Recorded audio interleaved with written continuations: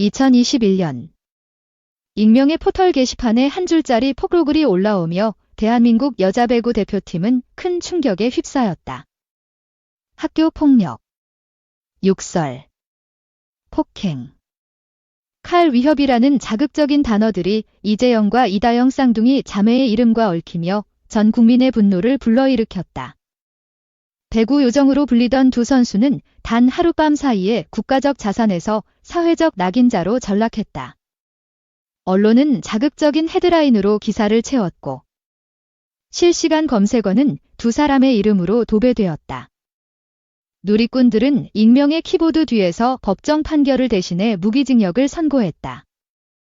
소속팀 흥국생명과 국내 프로리그는 변명의 기회조차 주지 않고 두 선수를 사실상 퇴출시켰다.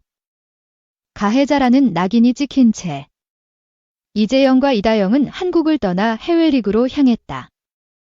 이다영은 그리스, 루마니아, 미국, 프랑스 코트를 전전하며 생존의 돌파구를 찾았고 이재영은 무릎 부상 속에서도 뛰다 2024년 결국 은퇴를 선언했다.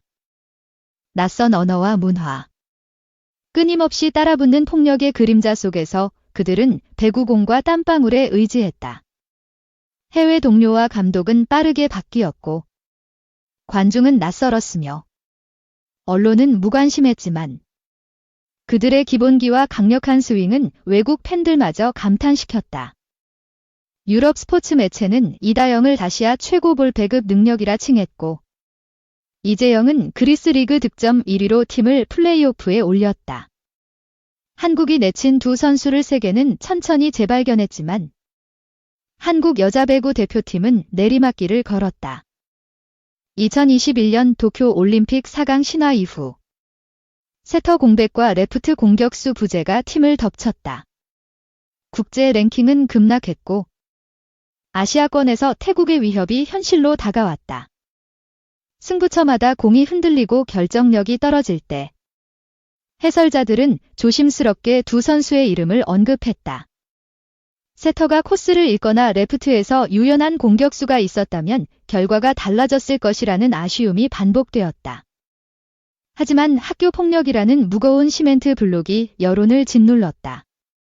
두 선수의 복귀 논의는 마이크 너머로 나오지 못하고 묻혔다. 시간이 흐르며 질문이 바뀌기 시작했다. 처벌은 언제까지 정의로운가? 어린 시절의 잘못이 성인의 직업 생명을 박탈해야 하는가라는 목소리가 나왔다. 미국 NCAA와 유럽리그는 미성년 시절의 잘못에 대해 교육 프로그램과 봉사활동을 통해 세컨드 찬스를 제공한다. 국제 스포츠 인권단체도 미성년자 폭력은 정당화될 수 없지만 영구 추방은 권리 남용이라는 가이드라인을 제시했다. 한국 사회도 영원한 추방 대신 조건부 복고라는 새로운 설계도를 고려해야 한다는 의견이 대두되었다. 하지만 사과의 진정성과 피해자와의 합의 부족은 여전히 뜨거운 논쟁거리다. 이재영과 이다영의 사과문은 형식적이었다는 비판을 받았고 피해자와 100% 합의에 이르지 못했다. 사과의 깊이를 객관적으로 측정할 잣대는 없으며 진정성은 상대가 판단하는 영역이다. 사회가 완벽한 사과를 강제하기보다 피해자가 원하는 화해의 장을 마련해야 한다는 주장이 힘을 얻었다.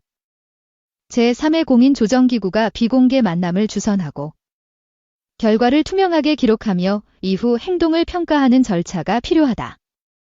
이런 과정을 거쳐도 용서가 불가능하다면 그때 철저한 배제를 논의해도 늦지 않다. 두 선수는 해외에서 이미 검증된 전력으로 한국 대표팀의 약점을 정확히 메울 수 있다.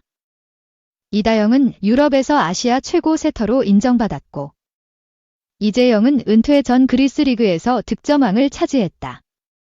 흥국생명 우승의 핵심이었던 두 선수는 국가대표에서도 경기 흐름을 바꾸는 결승 카드였다.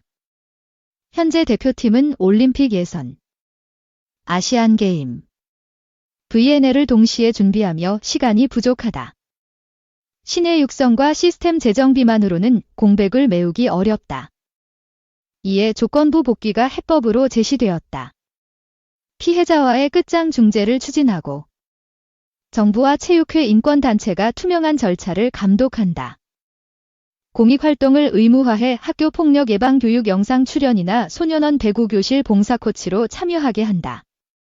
대표팀 합류는 1년 한시적 자격으로 코칭 스태프와 스포츠 과학팀이 경기력과 팀워크를 분석해 연장 여부를 결정한다.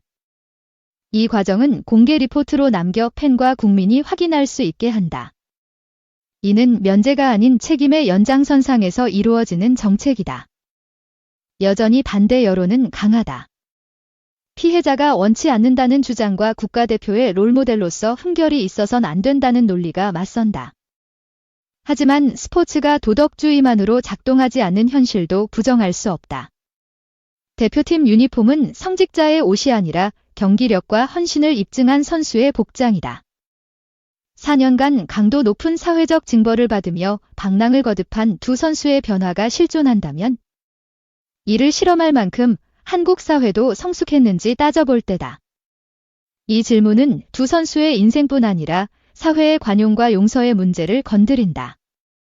누구나 실수를 저지르지만 누군가는 작은 흠집으로 넘어가는 반면 누군가는 회복 불가능한 낙인이 된다. 용서는 가해자를 위한 것만이 아니라 공동체가 복수의 굴레에 갇히지 않기 위한 안전핀이다. 이 안전핀이 빠지면 돌을 던질 대상은 끝없이 늘어나고 결국 우리 모두가 돌을 맞을 차례가 온다. 이다영은 모든 책임은 나에게 있다고 했고 이재영은 억울함을 호소하며 스스로 은퇴를 선택했다. 의혹은 여전히 남아있고 피해자의 목소리도 존재한다. 하지만 완전 복귀를 성급히 논할 필요는 없다. 지금 필요한 건 사회가 만든 조건 속에서 다시 증명할 기회다. 실험이 실패하면 대표팀은 그들을 제외할 권리가 있고 사회는 더 강력한 방책을 논의할 수 있다. 그러나 기회조차 주지 않는다면 한 번의 실수도 용납하지 않는 사회라는 결론을 내리게 된다. 현재 이다영은 북미리그에서 세터로 활약하며 볼을 다이아몬드처럼 세공한다는 찬사를 받고 있다. 이재영은 은퇴했지만 팀 트레이너를 돕고 있다. 한국으로 돌아올 길은 아직 열리지 않았지만 팬 커뮤니티에서는 일본전에서 그들이 있었다면 지라는 가정법이 반복된다. 세컨드 찬스는 천천히 논의 테이블에 올라오고 있다. 선택의 순간이 다가왔다. 두 선수를 코트에 세우자는 주장은 무책임한 용서로 비칠 수 있고 조건부 절차조차 거부하는 주장은 복수로 포장된 정의일 수 있다. 우리의 선택은 앞으로의 유사 사건의 선례가 된다. 스포츠가 증오를 완충하는 놀이가 될지 분노의 투기장이 될지 방향을 결정하는 것도 우리다. 돌을 던질 것인가? 손을 내밀 것인가? 답은 아직 정해지지 않았지만 용서는 완벽함에 대한 보상이 아니라 불완전함을 안고 나아가려는 의지다. 이 논란은 단순한 스포츠 사건을 넘어 한국 사회의 용서와 화해의 가능성을 시험하는 계기가 될 것이다. 두 선수의 복귀 여부는 사회적 성숙도를 가늠하는 중요한 전환점이 될 전망이다.